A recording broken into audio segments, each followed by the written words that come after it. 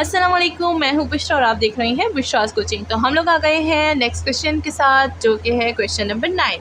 यहाँ पर हमें काफ़ी ज़्यादा चीज़ें बताई गई हैं, 3 पार्ट्स में, तीनों पार्ट्स को सॉल्व करना है। सबसे पहले शो करना है कि जो एफ है वो हमारे पास इक्वल है -kr² r के इज़ कंजर्वेटिव, जो कि कंजर्वेटिव है। फाइंड करना है, नेक्स्ट पार्ट में फाइंड करना है potential energy of a particle moving in the field of force in A, यानी फर्स्ट वाले में। थर्ड पार्ट है, if a particle of mass m move with velocity dr/dt in the field, show that if E is the constant total energy then 1/mv² - 1 - 5 kr5 equal to E.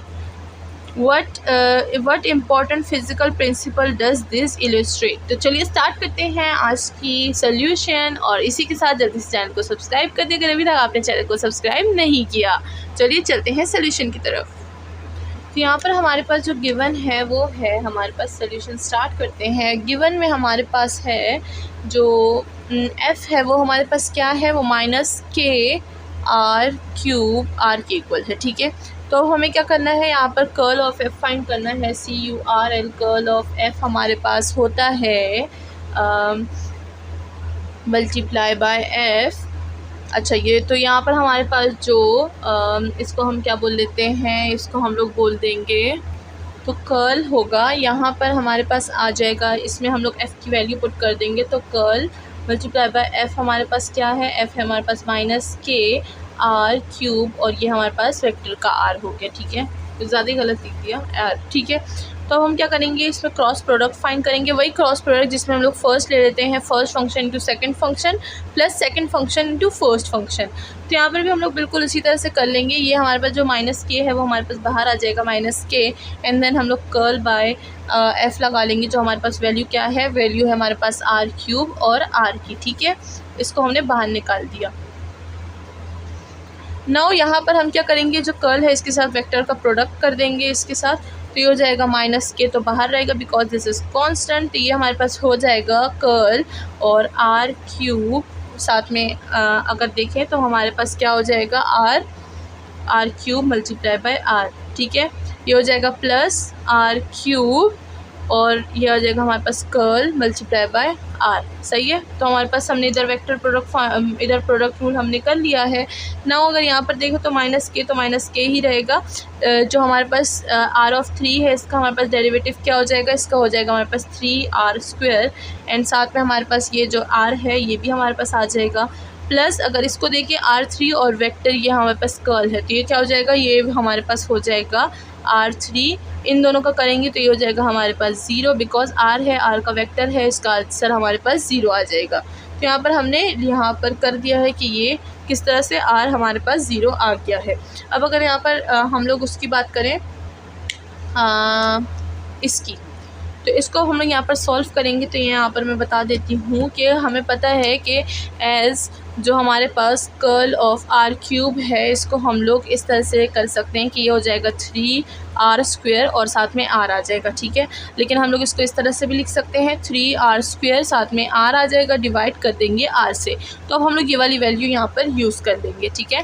तो ये हो जाएगा हमारे पास -k and this will become 3r² r and divided by r, और साथ में जो multiply है ये हम लोग अलग से इधर लिख देंगे, ठीक है।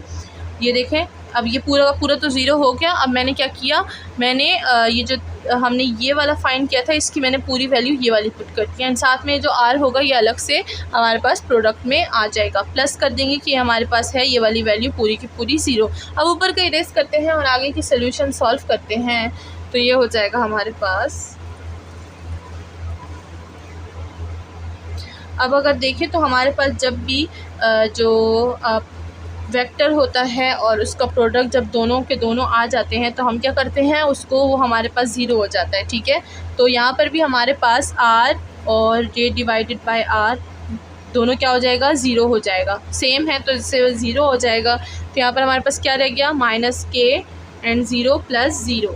जब 0 + 0 है तो 0 k के साथ मल्टीप्लाई होगा, दिस विल बिकम ऑल्सो 0। तो हमारे पास जो f है, कर्ल ऑफ f, वो हमारे पास क्या है, वो हमारे पास कंजर्वेटिव है, कंजर्वेटिव, ठीक है। तो F को तो हमने प्रूफ कर दिया कि F कंजर्वेटिव है, यानी फर्स्ट पार्ट हमने प्रूफ कर दिया कि F कंजर्वेटिव है। अब हम लोग ने पार्ट बी प्रूफ करना है, तो चलिए पार्ट बी की तरफ चलते हैं, इसको इरेज करते हैं। नाउ हम लोग यहाँ पर लिख देते हैं पार्ट बी, क्योंकि पार्ट ए सॉल्व हो गया। नाउ लेट चलते हैं पार्ट बी की तरफ। लेट करते हैं कि जो वी है वो हमारे पास एक पोटेंशियल एनर्जी है, तो यहाँ पर मैं पोटेंशियल एनर्जी का शॉर्ट फॉर्म लिख दूँगी, क्योंकि मुझे ज़्यादा लिखना नहीं पसंद, ठीक है, थ्योरी। दैन हमारे पास आ जाएगा जो एफ़ है वो हमारे पास कर्ल ऑफ वी क्या आ जाएगा, कर्ल ऑफ वी के इक्वल, क्योंकि एफ़ जो है वो हमारे पास क्या है, एफ़ इज़ कंजर्वेटिव, यानी एफ़ इज़ इक्वल टू 0 है, या फिर आप लिख सकते हैं कंजर्वेटिव, ठीक है। आपकी अपनी मर्ज़ी, आप इस तरह लिखें या इस तरह से लिखें। नाउ हमारे पास ये इम्प्लाइज़ करता है कि जो कर्ल ऑफ वी है वो हमारे पास किस चीज़ के इक्वल है, एफ़ के। अब यहाँ पर एफ़ की वैल्यू तो हमें ऑलरेडी ऊपर गिवन थी, तो हम लोग वो लिख देंगे जो कि है minus K are cube and साथ में आर, ठीक है, ये क्यूब है, साथ में ये हो जाएगा। जैसे कि हमें पता है कि जो एफ़ है वो हमारे पास क्या है, माइनस के आर क्यूब और आर, ठीक है। अब यहाँ पर लिख सकते हैं, आपकी अपनी मर्ज़ी है, यानी आप यहाँ पर डायरेक्ट भी पुट कर सकते हैं, क्योंकि हमें ऑलरेडी क्वेश्चन में ये चीज़ गिवन है, ठीक है ना। अब हम लोग इसको सॉल्व करेंगे, तो यहाँ पर हमारे पास आ जाएगा। अब जैसे कि हमें पता है कि जो आर डैश है वो हमारे पास वो हमारे पास इक्वल है किस चीज़ के था, वो हमारे पास इक्वल था आर और आर डैश के, ठीक है। तो यहाँ पर हम लोग वही चीज़ यूज़ कर लेंगे, हो जाएगा minus K are cube are और आर डैश, ठीक है।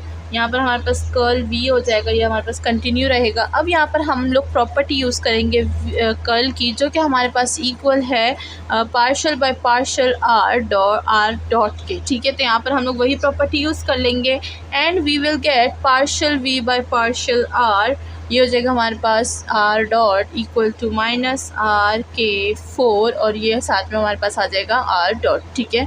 अच्छा, ये हमारे पास R3 होगा, क्योंकि हम लोग यहाँ पर पार्शल अभी तक हमने किया नहीं है, ठीक है, ये आर डॉट हो जाएगा। नाउ हम लोग यहाँ पर क्या कर लेंगे, नेक्स्ट स्टेप की तरफ चलते हैं। ये वाला मैं रिमूव कर देती हूँ, क्योंकि ये वाली वैसे भी हमने यूज़ कर ली है सारी चीज़ें। नाउ हमारे पास आ जाएगा partial V by partial R equal to minus K R of 4। अब यहाँ पर हमने इतना सॉल्व कर लिया है, नेक्स्ट स्टेप पर चलते हैं। तो वेरिएबल को सेपरेट कर देते हैं, सेपरेट वेरिएबल। तो ये क्या हो जाएगा, ये जो आर है यहाँ पर चला जाएगा, बिकॉज वहाँ पर आर का फैक्टर है। ये कर्ल ऑफ वी हो जाएगा माइनस के आर 4 और कर्ल ऑफ क्या हो जाएगा, आर हो जाएगा। नाउ हम लोग इसको इंटीग्रेट कर देंगे ऑन बोथ साइड, तो के जो है वो बाहर आ जाएगा, बिकॉज के इज़ कॉन्स्टेंट, हो जाएगा हमारे पास माइनस के बाहर आ जाएगा, एंड ये हो जाएगा हमारे पास R of 4 and D of R. ये हो जाएगा हमारे पास कर्ल ऑफ वी से हमारे पास क्या आ जाएगा, हमारे पास आ जाएगा वी। तो हम लोग डायरेक्ट यहाँ पर लिख देंगे वी, एंड यहाँ पर हमारे पास पावर रूल यूज़ होगा, तो ये पावर एक प्लस होगा और 4 + 1 नीचे डिवाइड हो जाएगा, तो ये हो जाएगा minus K R of 5 divided by 5, and साथ में आ जाएगा हमारे पास वी। तो यहाँ पर हमने वी भी फाइंड कर लिया है, जो कि हमारे पास ये है। Hence potential energy is proved, V is equals to minus K R 5 divided by 5, ठीक है। तो आप इसको इस तरह से लिख सकते हैं, या फिर आप इसको इस तरह से भी लिख सकते हैं, v is equal to minus K by 5 और आर 5 को अलग लिखते हैं। इट्स योर ओन चॉइस, ठीक है, आप दोनों तरीके से लिख सकते हैं, दोनों तरीके से खूबसूरत लगता है। नेक्स्ट करते हैं पार्ट सी को, तो इसको इरेज कर देते हैं। नाउ पार्ट सी स्टार्ट करते हैं। तो सबसे पहले हम लोग लिख देते हैं कि let the particle of mass, let the particle of mass m moves with velocity v is equals to dr by d of t, जैसे कि हमें गिवन था dr by d of t। Then जो हमारे पास काइनेटिक एनर्जी है, then the kinetic energy is K E is equal to 1/2 mv², जैसे कि हमें ये फॉर्मूला पता है। तो आपको ये चीज़ें जो हैं वो आपको पता होनी चाहिए कि हमारे पास जो काइनेटिक एनर्जी होती है वो किस चीज़ के इक्वल होती है, पोटेंशियल एनर्जी किस चीज़ के इक्वल होती है। जब हमें काइनेटिक एनर्जी का पता चल गया, नाउ हम लोग लिखेंगे कि हमारे पास जो हमारे पास ई है, यानी total energy is the total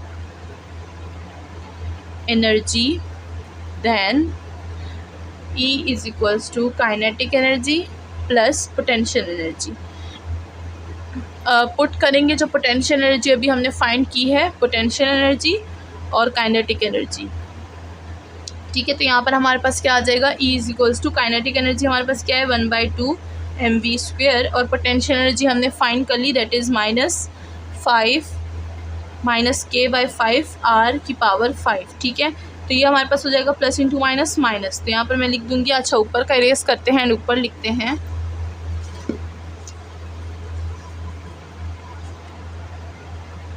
तो ये हमारे पास हो जाएगा E is equal to 1/2 mv² minus k/5 r⁵, ठीक है। तो ये हमने लिख दिया है जो कि हमारे पास है इक्वेशन ए से। तो we show that where E is constant, where E is constant,